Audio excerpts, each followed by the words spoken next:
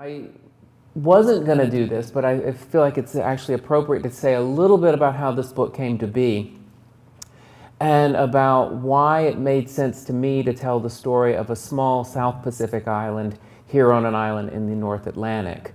The story of Pitcairn, it seems to me, as I hope to play out in the talk tonight, is the story of an island that can only be told in a global context. Many of the islanders from here, whalers and sailors, went to Pitcairn in the time that I'm working on and in the time that I was writing about. So I encountered them and this island through their writings, and it's that helped me put this story together. So it does seem fitting in its own sort of circular way to come back to bring Pitcairn to here in Norfolk, or to rather in Nantucket. I actually will say I first encountered Pitcairn as a small boy in Tennessee. My grandfather was a poorly educated farmer. He collected books, and that was his way of claiming some sense of education. And when I was young, he gave me his copy of the Mutiny on the Bounty trilogy by Nordhoff and Hall that was in his collection, a book club edition.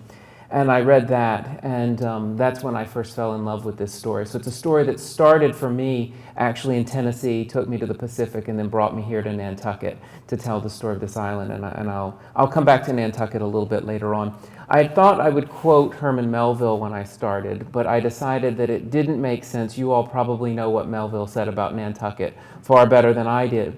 So I decided that I would start this talk with a quote from James Michener in his Tales of the South Pacific. "I wish I could tell you about the South Pacific," he begins that book, "the way it actually was. The endless ocean, the infinite specks of coral we called islands, coconut palms nodding gracefully towards the ocean, reefs which waves broke into spray, and inner lagoons lovely beyond description. I wish I could tell you about the sweating jungle, the full moon rising behind the volcanoes, and the waiting, the timeless, repetitive waiting." Those are the first lines of his Tales of the South Pacific from 1947. On October 28, 1832, an enigmatic man, then aged 59, landed at Pitcairn Island. It was a Sunday. Joshua W. Hill had sailed from Tahiti, more than 1,300 nautical miles to the northeast of the tiny Pacific island, best known as the home to the descendants of the mutineers from the HMS Bounty, and its ill-fated breadfruit mission under Captain William Bligh in 1789. Hardly a major tourist destination, Pitcairn was and remains an inhospitable rock formed from an upwelling of magma deep beneath the waters of the Pacific Ocean. Less than 2 square miles in area, Pitcairn has no natural landing for visiting boats. Its sloping hills drop off into the ocean as dangerous cliffs against which the angry waters of the Pacific beat a ferocious music. The only small beach on the island is located at a bay so shallow that it hardly merits the name bay. It's known as Bounty Bay, for it was there that the infamous vessel made its last anchorage in 1790. The bay is sealed in by a coral reef so high and so sharp that only expert longboatmen are able to surf in from the open ocean on the crests of incoming waves. The climb from the beach to the island's only settlement, Adamstown, is so steep and inhospitable that as to be called the Hill of Difficulty. Joshua Hill's voyage from Tahiti to Pitcairn is cloaked in uncertainty. Petitions written years later by the Pitcairn Islanders indicate that Hill arrived on a small Tahitian vessel, the Pomare, captained by Thomas Ebrel. The official island register, though, records that no such ship landed at the island in 1832. It does, however, record that on October 28th, the Maria, under the command of Captain Thomas Ebrel, did land at the island. The Maria, if the record is accurate, was one of only 5 ships to reach Pitcairn in the year. It's peculiar to me, as we shall see, it's peculiar to the description of a lot of this story, but not uncommon, that there should be no sense of certainty about an event as rare or as notable as the arrival of a ship off the shores of Pitcairn Island. There is no record of Hill's actual landing in Bounty Bay either. We do know, though, what he made of Adamstown, and that wasn't good. Having touched at Pitcairn in 1833, only a few months after Hill's arrival, Captain Charles Fremantle of the HMS Challenger recorded that Hill found the island in the greatest state of irregularity. Most of the islanders were drunk, including one Englishman by the name of George Hunn Nobbs, who was the island's pastor. By all accounts, Hill was horrified by the state of things on the small island, but what happened next remains something of a mystery. As did James Michener, I can only wish I could tell you the whole tale. If we believe Hill and his partisans, he convinced the islanders that they were in need of reform, volunteering his services as an agent of change. Captain Fremantle was initially concerned that Hill was little more than a, quote, adventurer, but he was quickly impressed by a mountain of papers and a lengthy curriculum vitae that Hill presented as his bona fides. These documents suggested that Hill had lived a peripatetic 60 or so years before he ventured to Pitcairn in the 1830s. His travels had brought him into contact and communication with the rich and the famous. He knew the abolitionist William Wilberforce.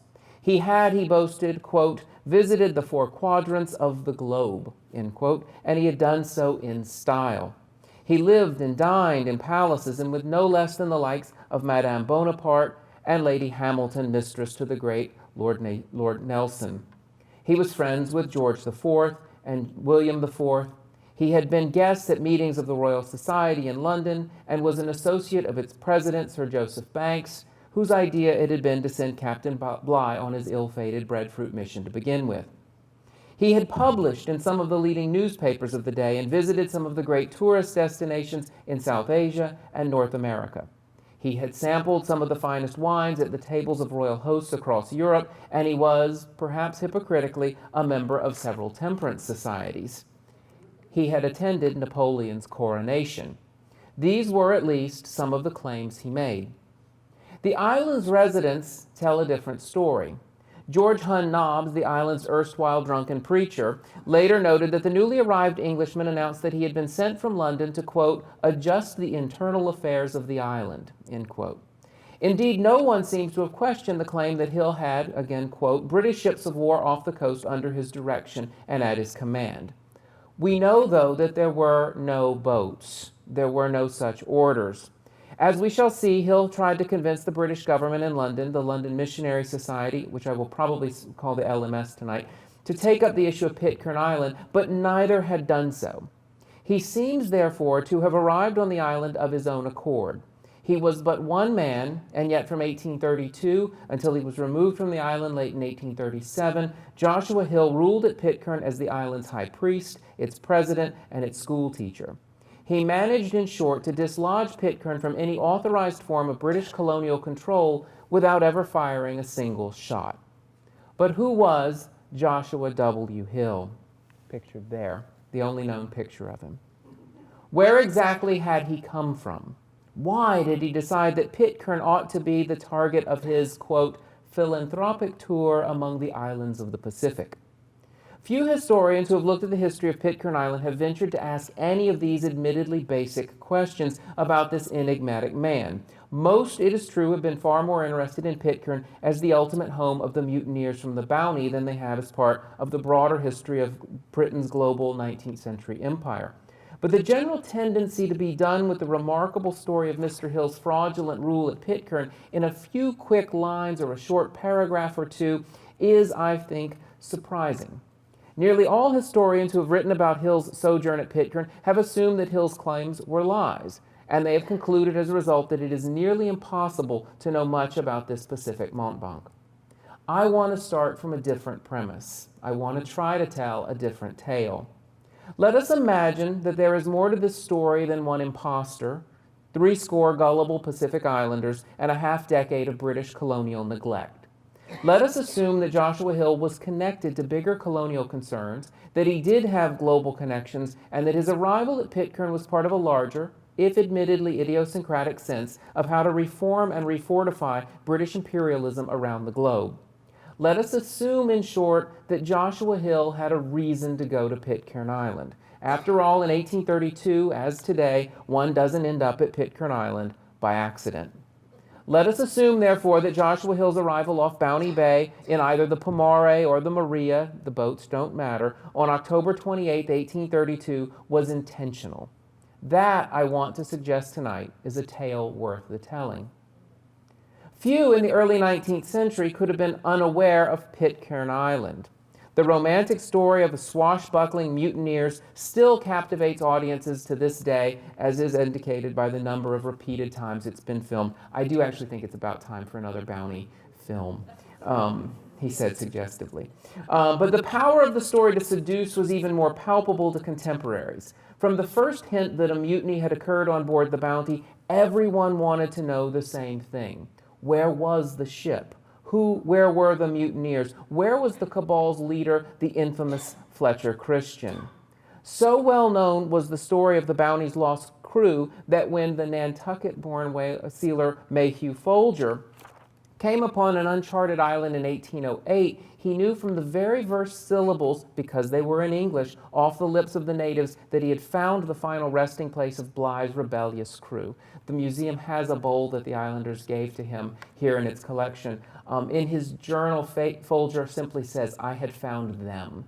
In the 1808, there was no need in naval history to say who them was when you were sailing the South Pacific in reference to finding people.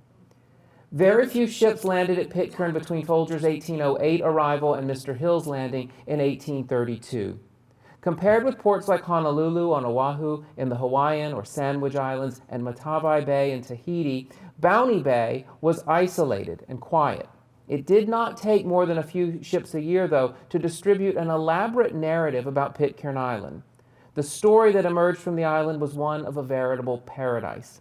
Glenn Christian, the historian, himself a distant relative of Fletcher, summarized the Pitcairn myth nicely when he wrote that Pitcairn was home to, quote, "a unique people founded by a lawbreaker, a mutineer, a pirate, a blackbirder, and possibly a fool." In 1790, when the mutineers landed at Pitcairn, it was Britain's second Pacific colony, after only Australia, and like that larger piece of colonial landscape, most of the inhabitants at Pitcairn, indeed all of the British men there, were criminals. But the romance of the story seemed to wash away the taint of the founding crime. What Rousseau had dreamed, Glenn Christian concluded, Fletcher Christian did. When Captain Folger landed in 1808, only one member of Bligh's crew was still alive, a man the islanders identified as Alexander Smith. Smith freely admitted his part in the mutiny and outlined a history of the island and of its people. It was not a pretty story. After the mutiny, Christian had sailed the Bounty back to Tahiti for supplies. Aware that the crew were now all wanted men, Christian had to seek an uncharted island where he and the 23 Bounty men could live out their lives in hiding. After several false starts, Christian returned to Tahiti one last time. There, 16 of Christian's men announced their plans to remain at Tahiti, taking their chances there rather than continuing to sail the South Seas aimlessly. That left Christian a crew of only 9 men, counting himself.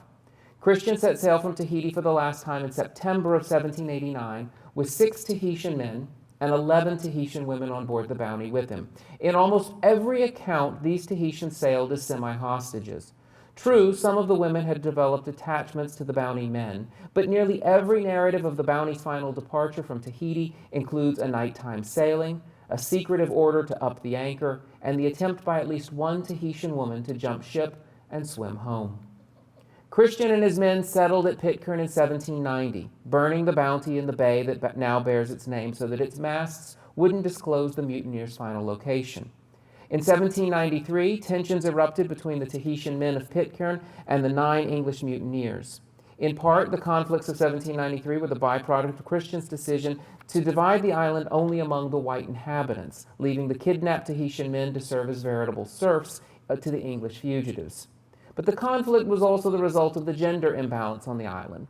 Some of the mutineers had seen to it that their favorite Tahitian women were brought, either willingly or by force, on board the Bounty, but as the gender imbalance skewed in favor of the island's male population, some of the mutineers demanded sexual access to the women who had established themselves with the Tahitian men. In the conflicts that followed, 5 of the 9 mutineers, including Fletcher Christian, and all 6 of the Tahitian men were murdered. William McCoy either slipped from a cliff or committed suicide in a drunken fit in 1798. The cliff is still known as Where William Fall. In 1799, Matthew Quintal decided to murder his two remaining white compatriots, Edward Young and Alexander Smith, both of whom had stepped in to fill the power vacuum left by Christian's death 6 years earlier. Tipped off to Quintal's plan by Tahitian women, Young and Smith butchered Quintal with a hatchet, leading to the Tahitian Pitcairnese phrase, "dead as a hatchet." Young, who had always been a sickly man, died of asthma-related complications on Christmas Eve, 1800. It had only been 10 years since Pitcairn was settled, and already the island had witnessed the death of 14 of its 26 original inhabitants, and only one of those due to natural causes. It took 6 years after the rediscovery of Pitcairn for British vessels to land on the island. In 1814, Captain Sir Thomas Staines of the HMS Britain, accompanied by Captain Pippin of the HMS Tagus, reported that they had met a man by the name of John Adams at Pitcairn. John Adams. Not Alexander Smith, John Adams. The fabrication here was rather clear. Adams had changed his name upon seeing a British ship approaching, most likely in fear that he, Alexander Smith, a name that does appear on the bounty registers, was about to be arrested. Some have suggested that Smith's real name may actually have been John Adams, though like so many of the details of this story, there's nothing in any archival record that I've ever seen that verifies which name was the real one. The narrative history of Pitcairn that Adams gave to Staines and Pippin didn't match the one Smith had told to Folger in 1808, and it goes beyond the names. By 1814, Christian, Staines recorded, had been the, quote, leader and sole cause of the mutiny. Adams, for his part, is a venerable old man whose exemplary conduct and fatherly care of the whole of the little colony could not but command admiration. The pious manner in which all those born on the island have been reared, and the correct sense of religion which has been instilled into their young minds by this old man, has given him the preeminence over the whole of them, to whom they look up as the father of the whole family. Remember, that's about a man that they know was a mutineer who has lied to them. They know about his very name. John Adams, or Alexander Smith, I don't know what to call him anymore, lived long enough, he did not die until 1829, to welcome Captain William Frederick Beechey to Pitcairn during his celebrated Pacific voyage in the HMS Blossom in 1825. The narrative Beechey heard from the now nearly 60-year-old mutineer was different yet again. Perhaps the mutineer's memory had slipped with time. Or perhaps he continued to use his place in history as the sole surviving mutineer. Nobody ever asked the Tahitian women their stories, to improve on the story in ways that were advantageous for himself. Living long enough to tell the tale means no one is there to catch you telling tales. What remained constant from Staines' 1814 report on was the notion that Pitcairn and its community had become a tranquil place, that it had extirpated the violence and the crimes that had so marked its early years, that it had become a Pacific paradise. Of particular note, over and over and over again, was the religiosity of the islands. John Orlebar, who sailed as a midshipman on board the HMS Seringapatam under Captain William Waldegrave from 1829 to 1832, had a chance to observe the people of Pitcairn in 1830. It was delightful, he wrote, to meet everywhere with the clear brow and smiling countenance of health and content. Their happiness is centered on the bosom of their families, and the capabilities of living are comfortably within their reach. Hallowed by religion, their lives must be one continued stream of uninterrupted pleasures. There is here, to be sure, a celebration of the Pacific as something of an exotic and luxurious paradise. Paddy O'Brien, the historian, has argued elsewhere that it's almost entirely possible to tell the history of the Pacific, at least as the West has viewed it, on the eroticized bodies of Pacific women. But there's also more here than just the hint of noble savagery.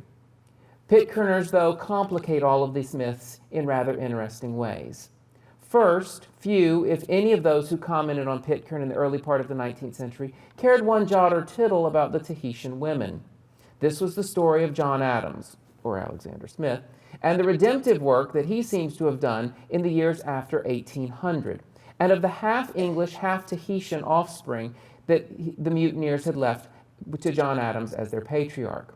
These were not noble savages because they're never described as savages in any traditional sense, but neither were they ever fully British. Indeed, insofar as these people were British, they were heirs to criminal acts, mutiny being the first, murder, kidnapping, etc., having been added later. In a way that was particularly Pitcairnese then, It was the confluence of the nobility of Tahitian savagery and the exoticism of the South Seas and the reforming influences of Western Christianity that Adams, or Smith, had brought to them that lifted the descendants of the mutiny from their father's criminal past, transforming an island that might otherwise have been seen as the last refuge of scoundrels, which is what I have said before I wanted to name the book, into a semi-utopian space, the home of a singular people who enter history here as the Pitcairners. 19th century evangelicals, captivated by this story, worried that the Pitcairners' idyllic purity would be lost as they became more and more familiar with the outside world. By the late 1820s, it was increasingly hard for Pitcairn to ignore that world. Whalers, sailors, colonialists from around the globe were coming to their island increasingly. More and more ships were arriving than ever before, though the numbers were never huge. But not only were more ships arriving than ever before, the numbers were still small, the environmental concerns were beginning to plague the island and its population. By the 1830s, with the island's population nearing 90 people, there was growing concern in Pitcairn and in London that the island had reached its carrying capacity. The lack of an adequate freshwater supply, Pitcairn has no naturally occurring rivers or lakes, was particularly pressing. It was in this climate then that Joshua Hill seems first to have heard about Pitcairn Island in the newspapers. In May 1829, Hill, then a resident in Liverpool, wrote a letter to the London Missionary Society, noting that he was concerned that there was no one at Pitcairn to replace John Adams, who, by Hill's reckoning, had to be nearly 75 years old. It was, he wrote, to be feared that if we neglect them much longer, it may become too late to use them to the advantage I have so long anticipated as a school in furtherance of native missionaries across the Pacific Ocean. End quote. Hill went on to outline his plan for securing a continuity of authority at Pitcairn. It seemed obvious to him, at least, that a certain number of London Missionary Society missionaries then employed at Tahiti had to remove themselves to Pitcairn to form a school. For his part, Hill agreed to sign on as the head of that operation. He was, he noted, a seasoned nautical officer capable of getting himself to the small island. Furthermore, he would do so at his own expense, something the British government always appreciated in its colonial agents. From there, he agreed, quote, to remain myself, establish the said school, and thus become their teacher and improve their condition and welfare, so far as may be in my humble and power and abilities, say from 3 to 5 years. It is not clear whether or not the London Missionary Society leadership even approached the government about the idea, but Pitcairn was on the government's mind. In response to the concerns about the island's lack of natural resources, London organized an even more ambitious venture than Joshua Hill's: the total removal of the entire Pitcairn population back to Tahiti. The operation required not only that the government convince the Pitcairners to leave their island home, but also to convince the government of Queen Pomare IV of Tahiti to have them. It was no small project, but early in 1831, Captain Alexander A. Sandilands arrived on board the HMS sloop Comet alongside a small Australian bark, the Luciane, from Sydney, with orders to remove the islanders to Tahiti. Sandilands negotiated with and cajoled the Pitcairners for weeks before they agreed to depart on March 6th. The removal to Tahiti, as that voyage is now remembered in Pitcairnese legend, was disastrous. Though the Pitcairners were descended from Britons, the Bounty mutineers, and Tahitian women the mutineers had kidnapped, and though the Pitcairners had been visited from time to time by the outside world since 1808, they had lived in ecological isolation from long enough, from 1790 to 1831, that they were vulnerable to diseases when transplanted into the more cosmopolitan world at Papeete. 13 Pitcairners, including the 41-year-old Thursday October Christian, Fletcher Christian's eldest son, died within 3 months of their arrival at Tahiti. 17 of the islanders died in all. By June, it was clear to the Pitcairn leadership that the islanders needed to go home, and the first of the emigrants turned immigrants arrived at Pitcairn by the end of that month. Mr. Hill, meanwhile, seems to have sailed from Britain in June 1830.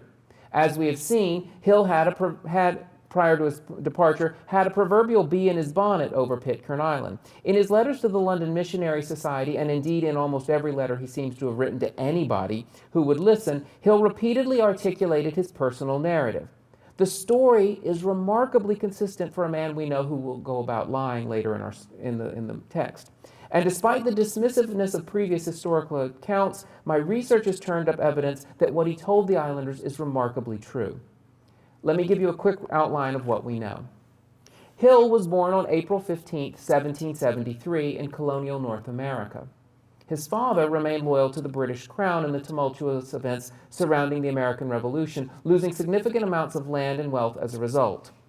Given the descriptions that Hill has left to us of his father and accounts from the London-based commission charged with remunerating loyalists for their losses during the Revolution, it seems possible, and I think likely, that Hill's father was also named Joshua Hill, a delegate to the colonial legislature in Delaware. The elder Hill, upon leaving the rebellious colonies, went northward to Canada, where he seems to have settled for some time there before taking his family back to London. Our Joshua Hill joined the East India Company in 1794, sailing for China on board the EIC's East Indiaman Bridgewater. By 1802, though, he had made his way back to Europe, to Paris in particular, where he was introduced at the Institut de France by Dr. Charles Blagden, longtime secretary to the Royal Society in London, at the urging of Sir Joseph Banks, the Society's president. He did know Joseph Banks. Given that Blagden visited Josephine Bonaparte at Malmaison only 2 days after first meeting Hill in Paris, it seems possible, if not altogether certain, that Hill may well have befriended Napoleon's wife, as he claims to have done. He may well, for that matter, have actually attended Napoleon's coronation in 1804. The record indicates he was in Paris at the time. At some point, most likely in the years between his departure from Delaware in 1775 and his return to London, or in the years after his return from Paris, circa 1806-7, Hill toured the new American Republic, visiting not only Niagara Falls in New York, where he claims to have become well acquainted with the Seneca Indian leader Red Jacket, but also to a well-frequented natural stone bridge in West Virginia that Thomas Jefferson said was one of the wonders of the new continent, and a celebrated reciprocating spring, often cited in textbooks on hydraulics in the period, in eastern Tennessee, the same state that started me on my voyage to Pitcairn Island. There's a lot of circling around here. As the early years of the 19th century brought war to Spain's colonies in South America, Hill, like many other British mercenaries, sought employment among the various liberation armies in modern-day Argentina and Uruguay.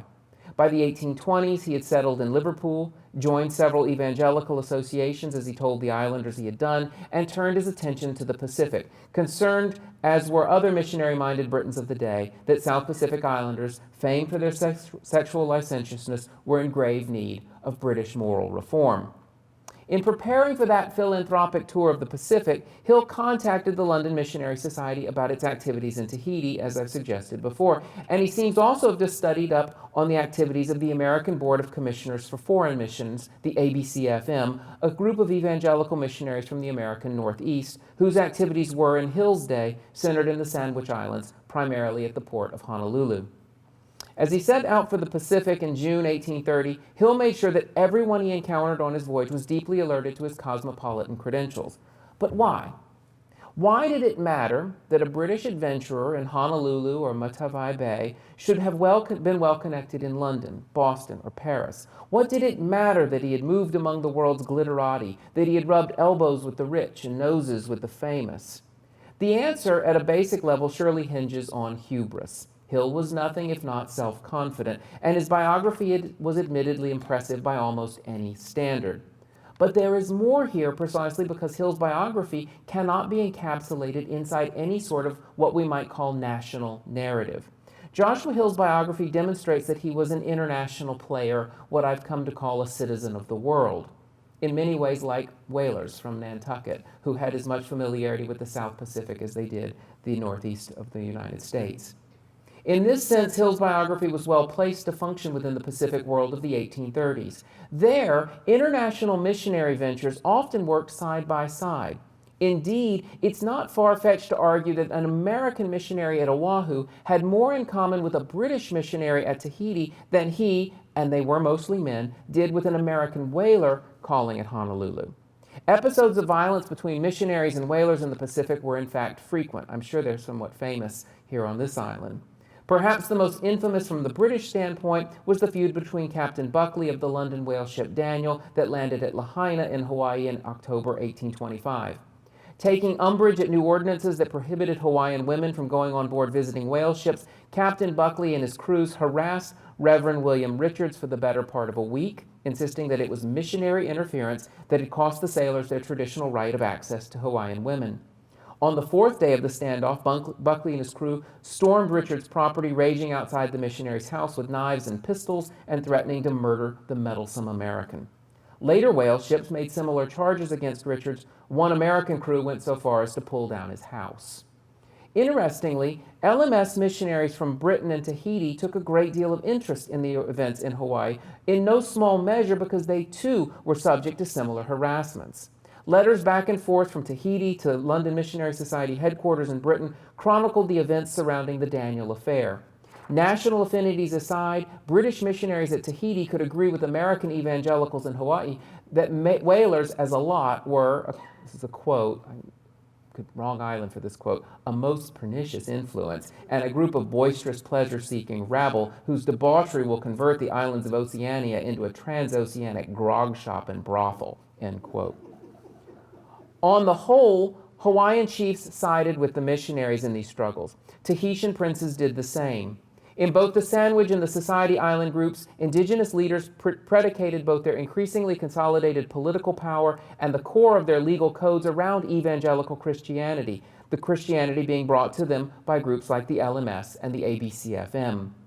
In response to the Daniel Affair, Kauikeauli, better known as Kamehameha III, issued a penal code in December of 1827 at Hawaii that strictly circumscribed the movements of men from visiting ships at Hawaii. What we see then is a tangled world in which indigenous Pacific Island alii, or elites, and the Euro-Americans who were with them, whether as merchants or missionaries, forged complex and triangulated alliances in the early 19th century, alliances that cut across traditional, national, and even imperial boundaries. The Pacific, I want to argue, was an international space before it was a national space, as our logical system of thinking would have us believe. When we place Joshua Hill into this world, then, we see that he had more ideologically in common with the missionary movements then sweeping the Pacific and helping stabilize and secure newly emerging indigenous nations in the region than he did with British imperial power there. This internationalist sensibility may ultimately help to explain why Hill seized control at Pitcairn without any real authorization from the colonial power brokers in London. At no time in Hill's Pacific tour was what I am calling his internationalist sensibility more apparent than during his brief stay at Hawaii with Hiram Bingham and his community from the American Board of Commissioners for Foreign Missions in 1831. In a letter Hiram Bingham wrote to Jeremiah Everts at Boston from Honolulu on June 28, 1831, the missionary leader noted that a Captain J.W. Hill had joined in an evangelical prayer meeting. Here, Bingham wrote, you would have seen Christian brethren at the table of our common Lord from England, Scotland, the United States of America, and from the Society Islands, and from the churches at Kauai, Honolulu, Lahaina, and Hilo, all bowing at the same altar.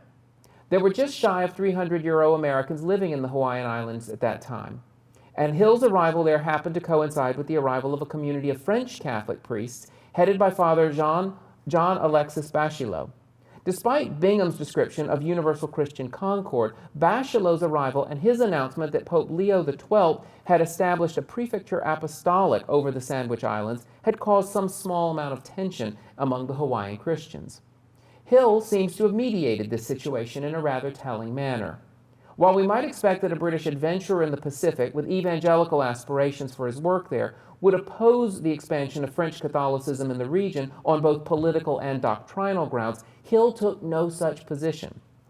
Indeed, he seems to have argued that with both Bingham and Kamehameha III that neither had the right to expel the Roman delegation from Hawaii. At the same time, he urged Bachelot to take his delegation to some other island group.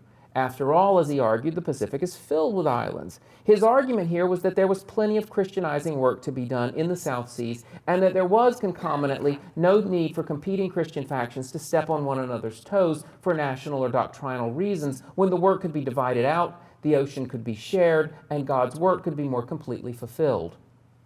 Godlessness was, it would seem, the real enemy here, not the Catholics, not the French. Hill's then was a solution that was distinctly internationalist, a position that was for him, I want to suggest, the natural outgrowth of an international life that he stressed each time he arrived at a new island and met with new people. To note that Hill operated as an internationalist in the Pacific when it was an international space is hardly to suggest that he wasn't wholly British in the way he approached his work in the South Seas and at Pitcairn in particular. We must keep in mind that the world Hill was leaving behind. This was the era of reform in Britain, and it seems hardly coincidental that our South Pacific reformer should land at Pitcairn with a reformist agenda for the small colonial island in the same year that Parliament in London passed the Great Reform Act of 1832 that sought to remake the face of parliamentary democracy in metropolitan Britain. It is difficult to fully appreciate the nature of the reform Hill sought to achieve at Pitcairn. In no small way, that's because he never actually articulated a large-scale political regime or a proposal in one form. We know from letters he wrote to the London Missionary Society and to the British government before leaving Liverpool that he was concerned that nobody was looking out for the moral character of the Pitcairners. That the government had transported the islanders to Tahiti in 1831 only confirmed his fears. Hill's condemnation of the activities of the government's policies towards the Pitcairn Islanders does not, however, constitute a proactive plan for political action. To get at Hill's agenda, we can only look at what he actually did when he was in charge of the island from 1832 to 1835. And to do that, we have to rely largely on declarations that have come down to us from men who stood against him. Three names in particular deserve our attention here: George Hunn Nobbs, we've met before, the drunken preacher, John Evans, and John Buffett. Nobbs, Evan, and Buffett were, when Hill arrived at Pitcairn, the only three residents of the island without a hereditary connection to the Bounty story. They were, to use a word I learned here yesterday, wash-ashores. They were, to use Joshua Hill's label for them, Englishmen who had settled on the island, and all within recent memory. Buffett and Evans had landed in 1823, Nobbs in 1828, ironically on the same day 4 years earlier that Hill had arrived. All three had been involved in some way with British naval and merchant ventures in the South Pacific. All three had reason to stop over mid-voyage at Pitcairn, and all three chose to stay on the island. Evans married into John Adams's family within a year.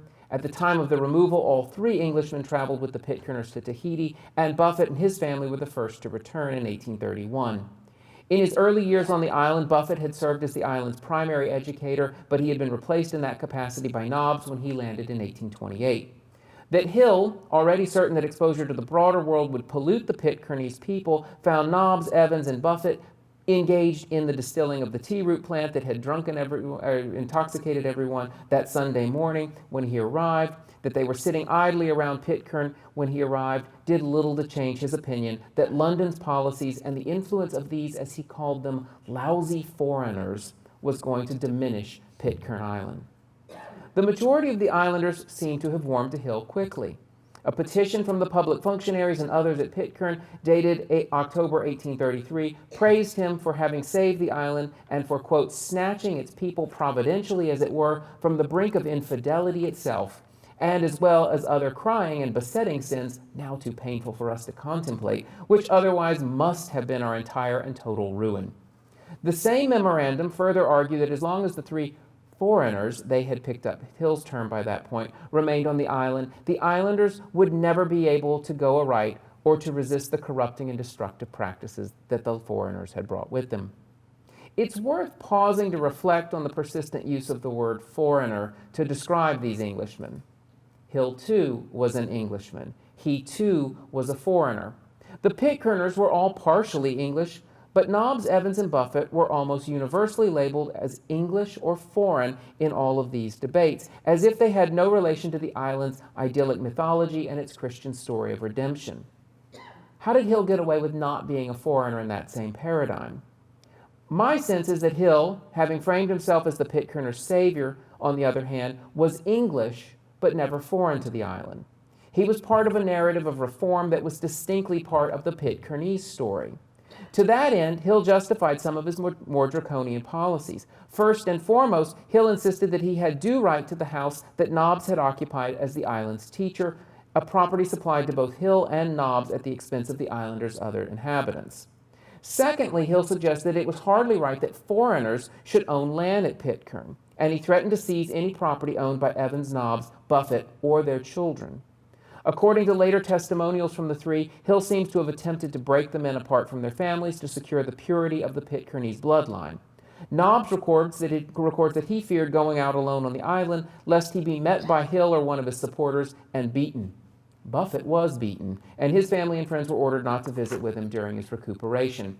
Evans, his wife, was encouraged to leave him and come live at Hill's, formerly Nobbs's, house under Hill's protection. It would be too far a stretch, I think, to connect Hill's attempts at land reallocation at Pitcairn to the parliamentary reapportionment undertaken by the Great Reform Act of 1832, and in fact, the legislation passed only after Hill sailed from Britain, so he didn't know about it at the time, although he would have known about some of the earlier talk for the legislation. There is, though, reason to stop here and reflect on what Hill was doing. When the Bounty landed at Pitcairn, Fletcher Christian had divided the island into 9 plots, one for each of the white mutineers. Those plots had over time been subdivided among the Pitcairners. The racial divide between English and Tahitian settlers had, as a result, effectively been erased as the Pitcairners interbred and as a national identity, Pitcairners or Pitcairnese, emerged as a distinctly Anglo-Polynesian mixed people. Nowhere, then, was the influence of foreigners more directly evident than in the revolutionary new alignment of land ownership that was being put into place when Evans, Nobbs, and Buffett arrived and married into the island's population. It is noteworthy that Hill, who occupied a home courtesy of the islanders for his service as a teacher, didn't intend to own land himself on the island. His presence was never to be permanent. It didn't introduce anything new to the lineage of these people whose unique Anglo-Tahitian origins had overcome so many perceived disadvantages to achieve an almost prelapsarian perfection. In fact, over and over, Hill tells us, "I'm married, I'm going home, I have a family back in London." He was different in that regard than these other men. In the great age of British political reform, Joshua Hill introduced a reformist movement to Pitcairn that was distinctly rooted in an imperial, an evangelical, and a Pacific context. In May 1833, he unilaterally declared that it would thereafter be illegal for the children of any of the 3 lousy foreigners, a phrase that appears in the legislation, you don't often see that in legislation, could inherit land on the island. In August of the same year, he ordered that every weapon on the island be secured under lock and key at his house. According to George Nobbs, Hill sat with a loaded musket under his seat at church on every subsequent Sunday to intimidate his hearers. Indeed, once Hill secured control over all the island's weapons, he initiated a policy that included 2 mandatory holy services every Sunday, and both according to what Hill defined as a purer Wesleyan variety than the Church of England services that Nobbs had favored. Hill reformed the school. He pulled down the stills hidden in the island's forested hinterlands. He patched up the landing docks in Bounty Bay. He repaved the way up the Hill of Difficulty to Adamstown as well. Eventually, Hill's efforts to purge and purify Pitcairn worked. Nobbs, Buffett, and Evans all left the island during Hill's years there. Nobbs and Evans to the Gambier Islands and Buffett to Tahiti. Initially, they all left on their own, only later to return and take their families with them. But, as you can easily imagine, Hill's victory over the foreigners at Pitcairn could never have been permanent. The fraudulent origins of his power at the island were always destined for disclosure. When Captain Lord Edward Russell in the HMS Acton arrived in Pitcairn early in 1837, Hill pushed his luck one boast too far. Lord Russell, a distant relative of the Duke of Bedford, quickly saw through Hill's claims that he was a close associate of the Duke, and he reported his suspicions when he returned to London.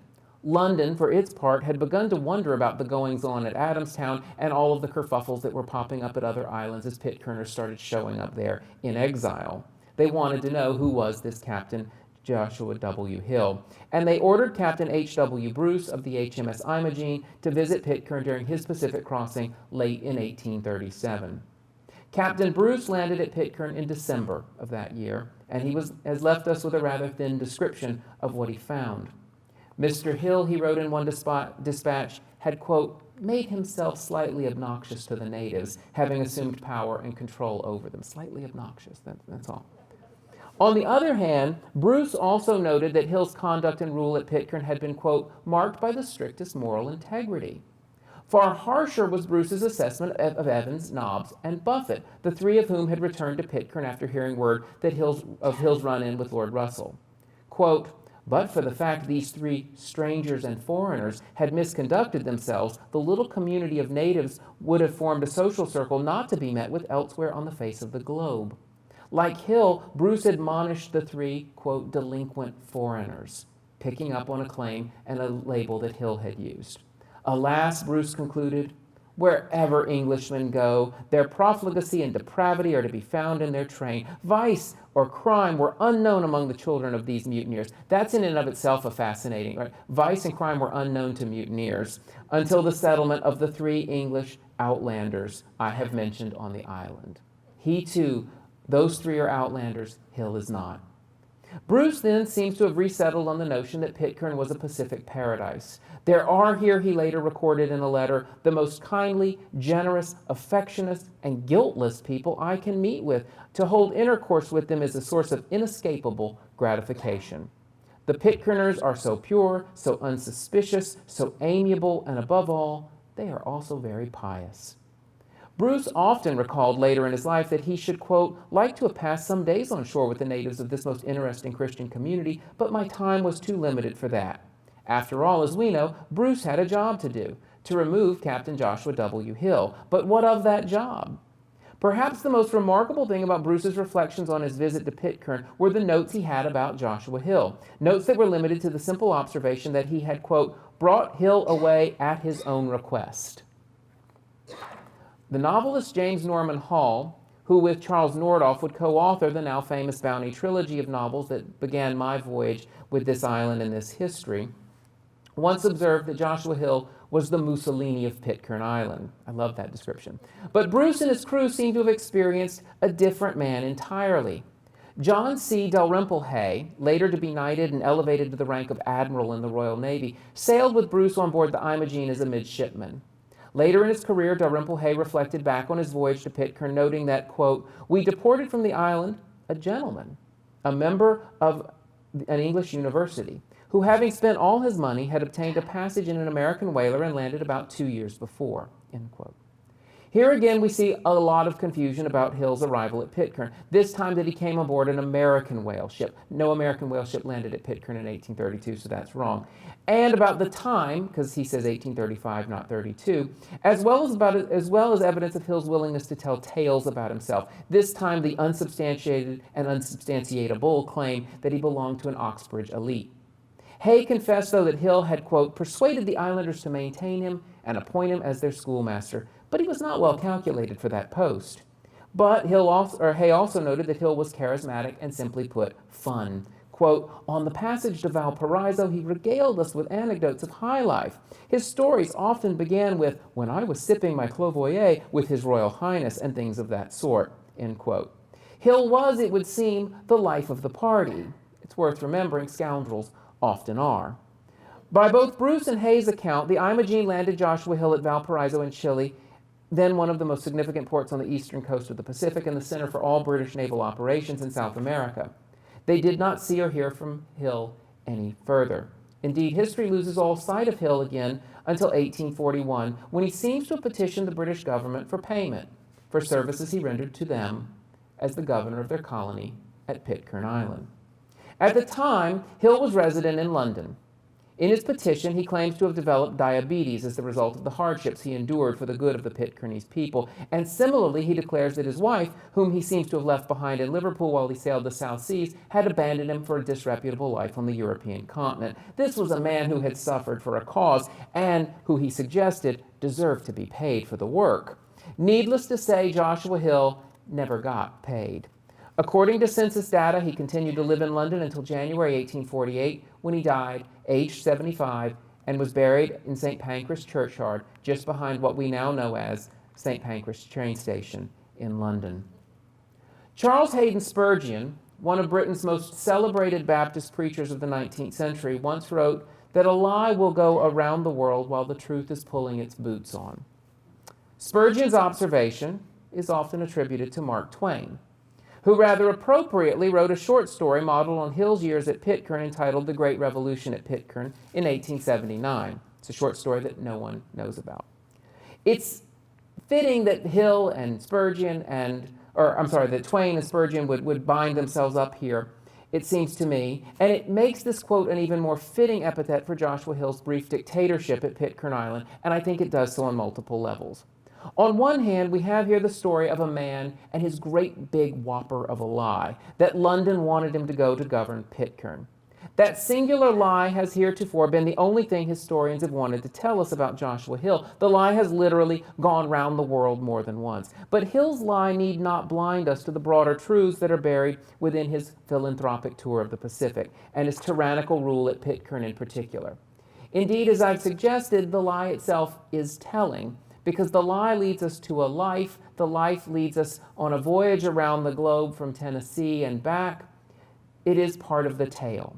It speaks to Hill's hubris and to the hubris of the empires that were beginning to reach out into the Pacific in the early 19th century. At the same time, Hill's great lie has obscured the truth of the story for far too long. Because Hill lied about the legitimacy of his authority at Pitcairn, historians have assumed he lied about everything else. While the lie has been going around the world, the truth, it would seem, didn't even have a pair of boots to pull on. By taking the rest of Hill's biography seriously and trying to find out what parts of it were true and what weren't, and trying to figure out where this man was and wasn't, I hope I've accomplished several historical ends.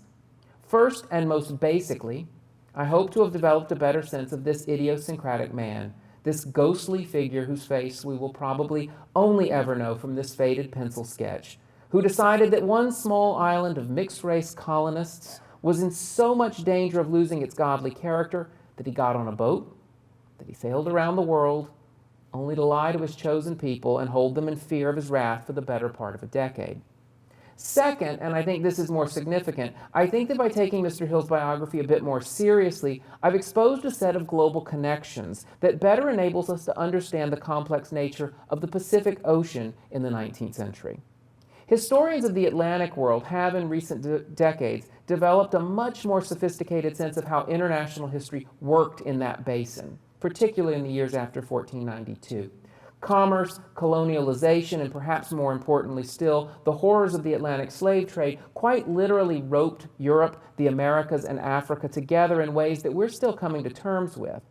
The Pacific, contrapuntally, has attracted very few willing to grapple with the meaning of a comparable history of the Pacific world.